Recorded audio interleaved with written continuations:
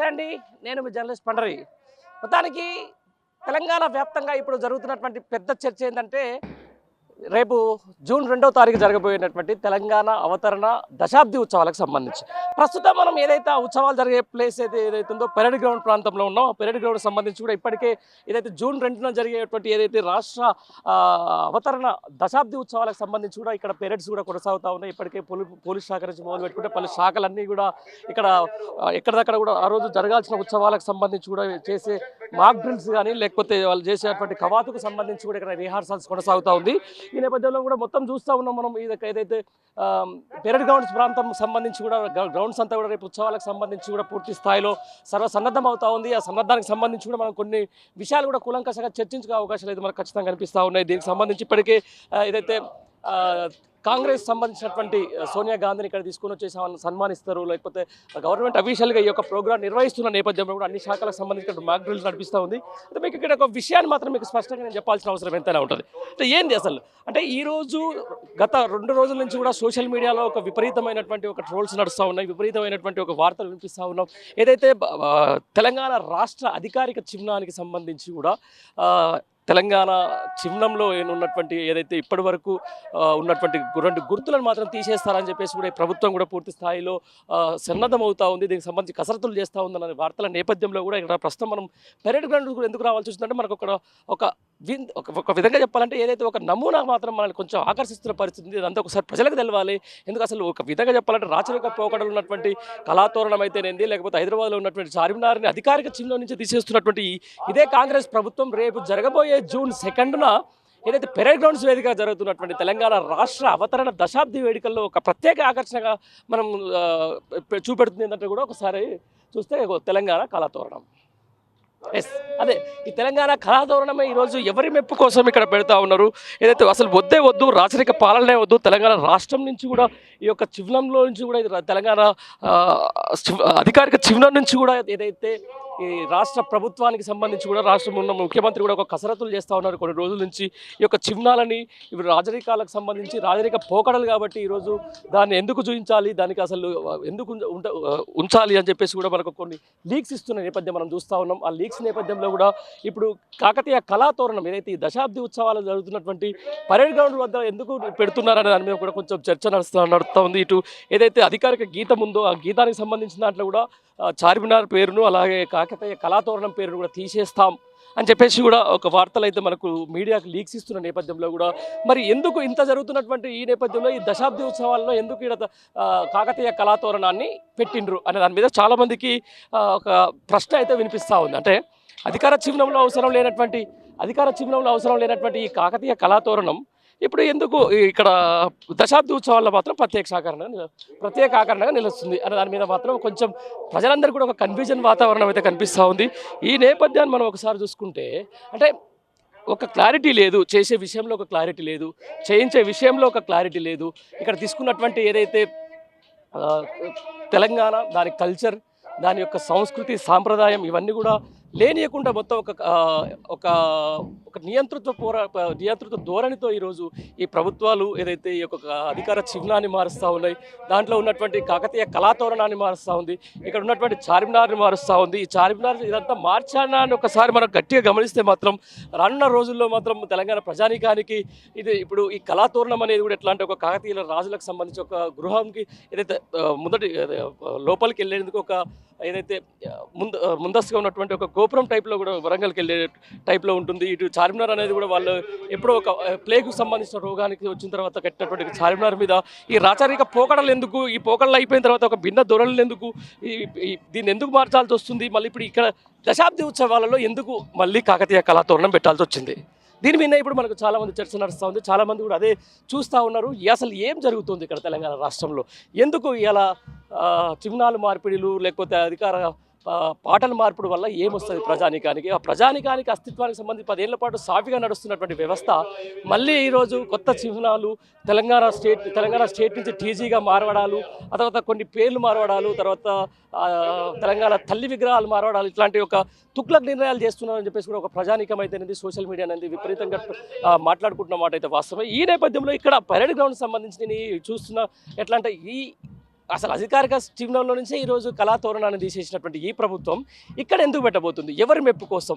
అంటే వరంగల్ నుంచి వచ్చినటువంటి ప్రజలకు సంబంధించి మెప్పు కోసం పెడతా ఉందా, లేకపోతే అక్కడ తీసేయడం వల్ల వస్తున్నటువంటి ప్రజా ఆగ్రహానికి, లేకపోతే అక్కడ ఏదైతే అధికార చిహ్నం నుంచి తీసేసినటువంటి కళాతోరణం తీసేయడం వల్ల వచ్చినటువంటి మేధావులు అయితేనేది, లేకపోతే ఒక ఒక వర్గం ప్రజలు కూడా తీవ్ర అసంతృప్తి ఉన్న నేపథ్యంలో వారికి ఇది ఇక్కడ పెట్టేసి వారిని మేము పెట్టామని చెప్పేసి చూపించడానికి అనే దాని మీద కూడా కొంచెం అయితే మనకు రేపు ఎల్లుండి ఒక క్లారిటీకి అయితే వచ్చే ఉంది. మొత్తానికైతే రేపు ఎల్లుండి జరగబోయినటువంటి ఏదైతే జూన్ 2న జరిగే ఇక దశాబ్ది అవతరణ ఉత్సవాలకు సంబంధించి కూడా మనం పెరేడ్స్ చూస్తూ ఉన్నాం.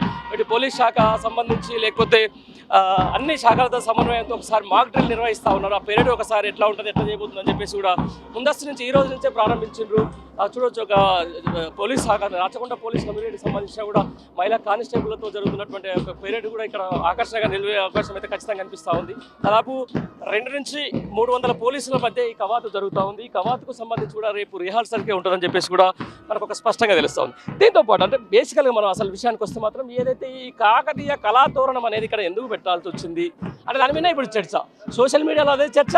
అలాగే నిన్న మొన్న నుంచి కూడా ఇప్పుడు కాంగ్రెస్కి సంబంధించినటువంటి కొన్ని పార్టీ నుంచి లీకులు అయితేనేది, లేకపోతే వాళ్ళకు అనుకూలమైనటువంటి మీడియా లీకులు అయితేనేది, ఇవన్నీ కూడా ఏం చెప్తున్నాయంటే ఖచ్చితంగా ఇటు అధికారిక పాటలు అందశ్రీ రాసినటువంటి అధికారిక పాటలో చార్మినార్ కళాతోరణం, కాకతీయ కళాతోరణం తీసేస్తాము. అలాగే అధికారిక చిహ్నంలో ఏదైతే ఆంబ్లం ఉందో దాంట్లో కూడా మొత్తం మన కాకతీయ కళాతోరణం అనేది చార్మినార్ తీసేస్తామని చెప్పి స్పష్టంగా చేసింది. అలాగే ఢిల్లీలో కూడా ఇప్పుడున్నటువంటి ముఖ్యమంత్రి కూడా ఆయన ఒక స్పష్టమైనగా ఈ 2 ఆనవాళ్ళను తీసేస్తాము, అక్కడ ఉన్నటువంటి సంస్కృతిని లేకపోతే ఇక్కడ ఉన్నటువంటి వేరే దాన్ని చూపెడతామని చెప్పి స్పష్టం చేసిన నేపథ్యంలో ఇక్కడ ఎందుకు పెట్టిన దాని మీద ఇక్కడ ఒక చర్చ. ఆ చర్చకు సంబంధించిన మనం క్లారిటీకి ఇచ్చే ప్రయత్నం చేద్దాం. కొంతమంది దీంతో మాట్లాడేందుకు ఓయూ స్టూడెంట్స్ కూడా ఉన్నారు. వాళ్ళని అడుగుదాం, వాళ్ళని అడిగి అసలు ఏం జరుగుతుంది బ్రదర్, ఇది అసలు ఇక్కడ ఈ కళాతోరణం వల్ల ఇక్కడ ఎందుకు పెట్టాల్సి వచ్చింది, అసలు అక్కడ ఎందుకు తీయాల్సి వచ్చింది దాని మీద కూడా మనం మాట్లాడే ప్రయత్నం చేద్దాం రండి. దశాబ్ది అవతరణ ఉత్సవాలకు సంబంధించి కూడా ఈరోజు ఏదైతే పరేడ్ గ్రౌండ్లో జరిగే జూన్ 2న జరిగే ఉత్సవాలకు మనం మాట్లాడిన ఇంతసేపు దాని మీద ఏదైతే మనం అధికార చిహ్నం నుంచి తీసేస్తామని చెప్పినటువంటి కాకతీయ కళాతోరణం ఈరోజు మళ్ళీ ఇక్కడ ఏర్పాటు చేసినారు. దాన్ని ఒకసారి చూసినాం.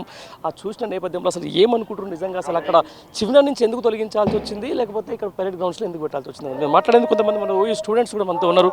తమ్ముడు నమస్తే. అన్న నమస్తే అన్న. సంగతి బాగున్నా? బాగున్నా. ఏంటి మళ్ళీ ఇక్కడ అసలు ఆనవాళ్ళే లేకుండా చేస్తా అన్నారు, చారిత్రక ఆనవాళ్ళు లేకుండా చేస్తామన్నారు, ఈరోజు రాచరిక ఆనవాళ్ళు లేకుండా చేస్తామన్నారు, అధికార అమలం నుంచి తీసేస్తున్నారు, మళ్ళీ ఇక్కడ పెడుతున్నారు. ఏం కూడా అన్న ఈరోజు కాకతీయ కళాతోరణం అంటే హెరిటేజ్ సంపద, పూర్వీకుల సంపద.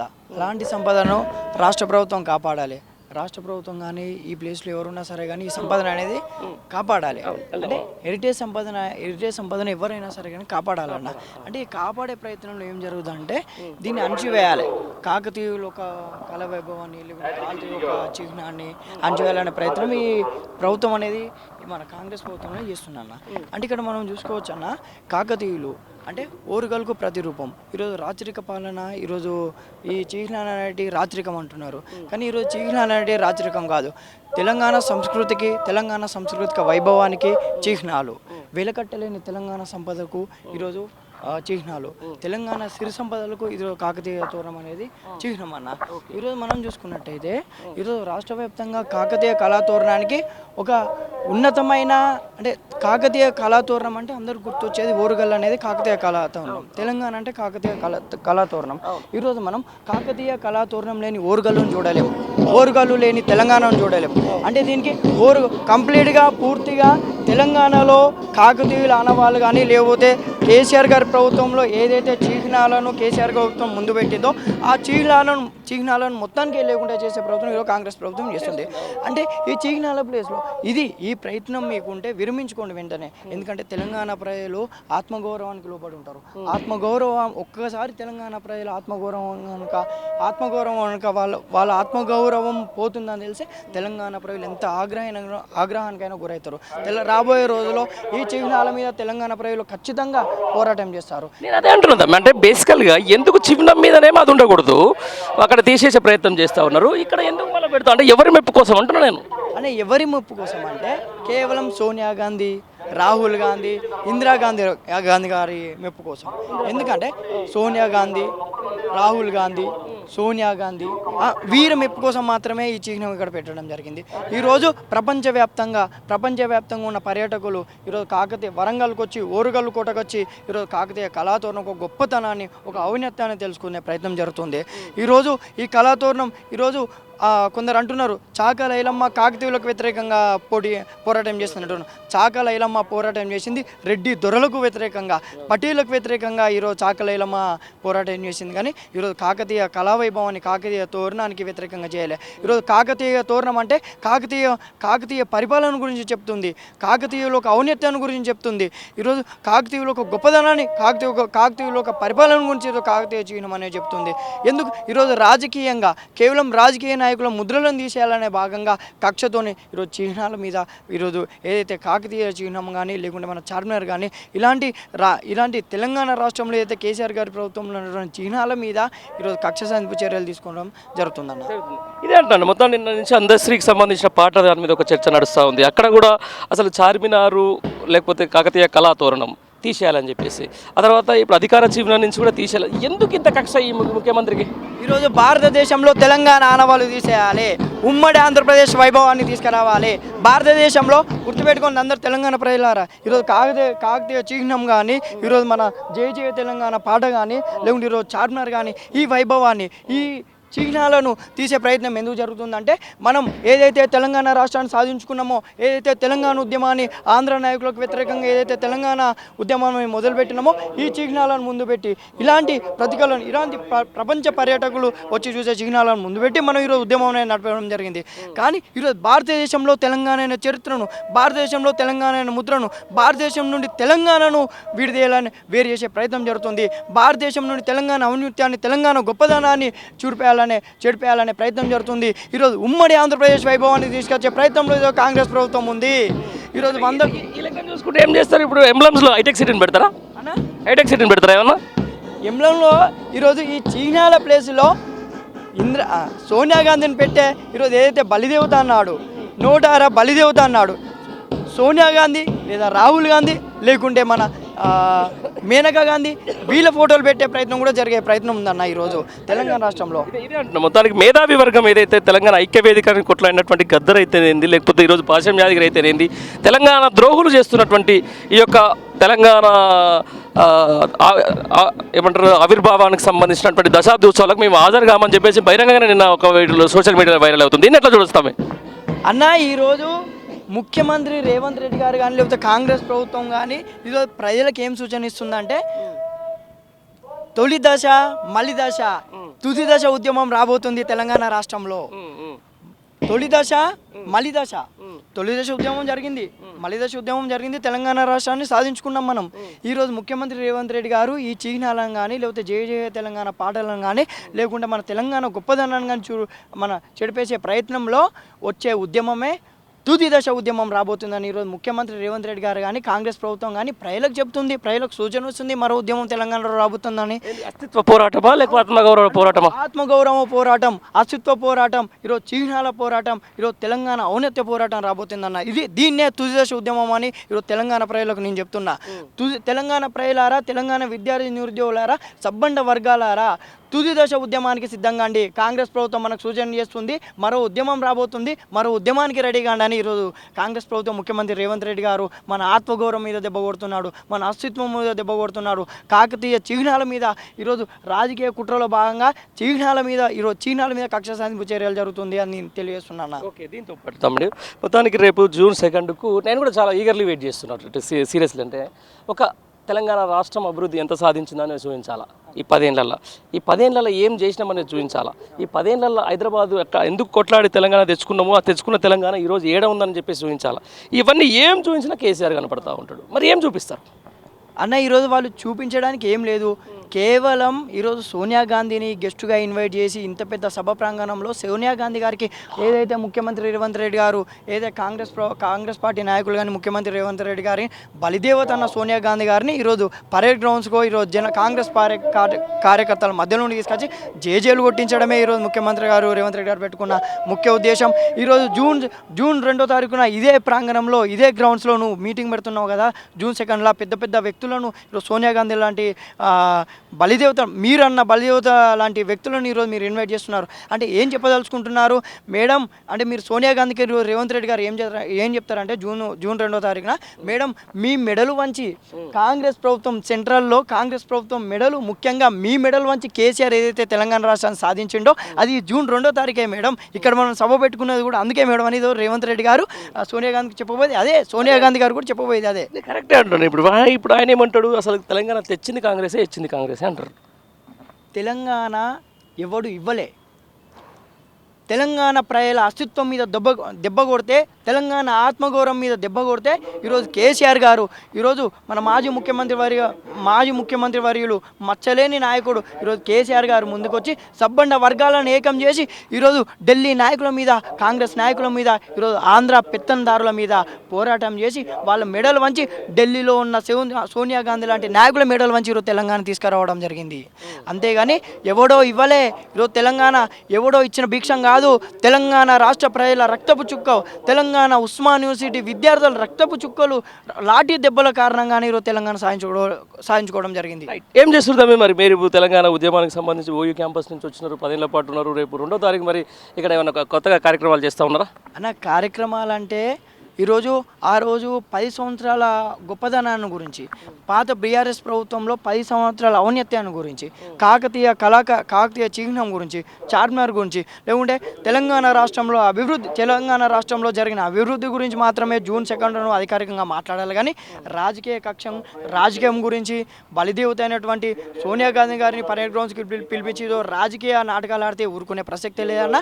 జూన్ 2 తర్వాత జూన్ 2 రోజు ముఖ్యమంత్రి గారు మాట్లాడే ముఖ్యమంత్రి గారు జూన్ 2వ తారీఖున ఏదైతే తెలంగాణ ప్రజలకు ఏం సూచన ఇస్తుండో, తెలంగాణ ప్రజలకు సబ్బండ వర్గాలకు చెప్పినటువంటి ఈరోజు మేనిఫెస్టోలు చెప్పినటువంటి హామీలను ఎలా నెరవేర్చబోతున్నాడు, తెలంగాణ ప్రజల గురించి చిహ్నాలు మార్చుడు కానీ లేకుంటే చిహ్నాలు మార్చుడు, టీఎస్ నుండి టీజీ మార్చడం, ఇవే ఇంకా కొనసాగిస్తాడా లేకుంటే ఇంకా ముందు ఏమైనా తెలంగాణ రాష్ట్రంలో అభివృద్ధి అనేది జరుగుతుందా దాని గురించి మాట్లాడతాడా, లేకుంటే ఉద్యోగాల గురించి మాట్లాడతాడా, లేకుంటే సబ్బండ వర్గాల గురించి మాట్లాడతాడా, లేకుంటే 10 సంవత్సరాలకు తెలంగాణ రాష్ట్రంలో జరిగిన అభివృద్ధి గురించి మాట్లాడతాడా, లేకుంటే కేసీఆర్ గారు ఏదైతే తెలంగాణ ఉద్యమాన్ని ముందుకు తీసుకెళ్ళి ఢిల్లీ రాజుల తలలు వంచి మెడలు వంచి ఈరోజు తెలంగాణ రాష్ట్రాన్ని తీసుకొచ్చిన దాని గురించి చెప్తాడు అనేదే ఈరోజు వేచి చూస్తామన్నా. Okay right. ఇది మొత్తానికి ఏదైతే తెలంగాణ యువత లేకపోతే ఉస్మానియా నుంచి వచ్చినటువంటి యువత మాట్లాడుతున్నటువంటి మాట.